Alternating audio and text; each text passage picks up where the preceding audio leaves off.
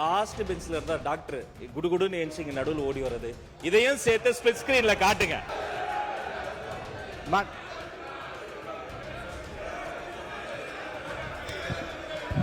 உட்காருங்க உட்காருங்க. நீங்க இருக்க, நீங்க எங்க வரீங்க? நீங்க இங்க போங்க, உள்ள இடத்துக்கு நீங்க போங்க.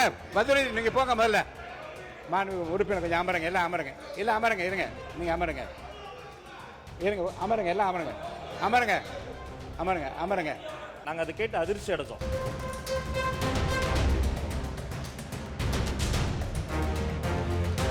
மாண்புமிகு பேரவைத் தலைவர் அவர்களே, தமிழ்நாடு சட்டமன்றத்தில் நடக்கக்கூடியதெல்லாம் மக்களுக்கு தெரியணும். என்னென்ன யார் யாரு தொகுதி சார்ந்த பிரச்சனைகள் கேட்கறாங்க, அதுக்கு பதில் சொல்லணும் தான் நேரலை தரும். நான் உங்க மூலமா ஒரு கோரிக்கை வைக்கிறேன். பேசுங்க. உங்க மூலமா ஒரு கோரிக்கை வைக்கிறேன். முதல் கோரிக்கை என்னன்னா, நம்மளுடைய கேமரா டீம் வந்து இந்த எதிர்க்கட்சி வரிசை வந்து தொடர்ச்சியா அப்படி கமெண்ட் அடிக்கிறது, உரிமையில பேசுறது, லாஸ்ட் பெஞ்ச்ல இருந்தா டாக்டர் குடுகுடுன்னு என்சிங்க நடுவில் ஓடி வர்றது, இதையும் சேர்த்து ஸ்பிளிட் ஸ்கிரீன்ல காட்டுங்க.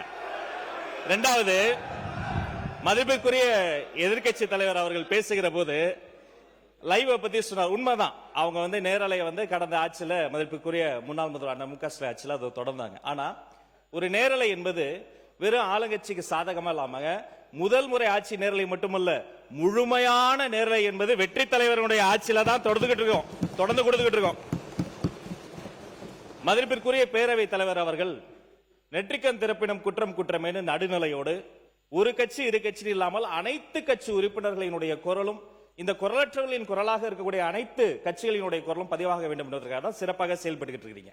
அதுல ஏதோ ஆளுங்கட்சி பேசுவதை மட்டும் நீங்க வந்து அதிகமாக அவை குறிப்பிலிருந்து நீக்கிறது போல ஒரு தோற்றத்தை, ஒரு தோற்ற மயக்கத்தை நம்ம உருவாக்கிட கூடாது.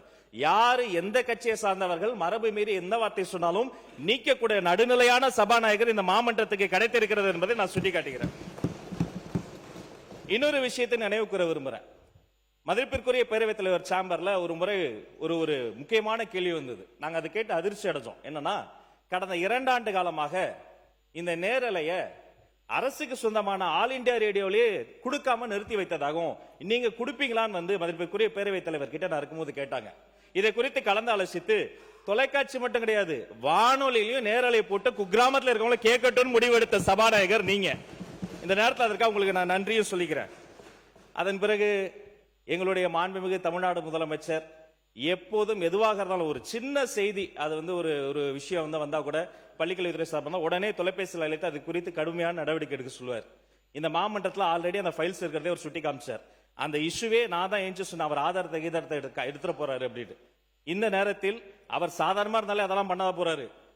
மாண்புமிகு எதிர்க்கட்சி தலைவர் அவர்கள் காட்டுன்றாரு. அவருடைய கோரிக்கையை கட்டாயமாக முதல்வர் நிறைவேற்றுவார் என்பதையும் கூறிக்கொள்கிறேன்.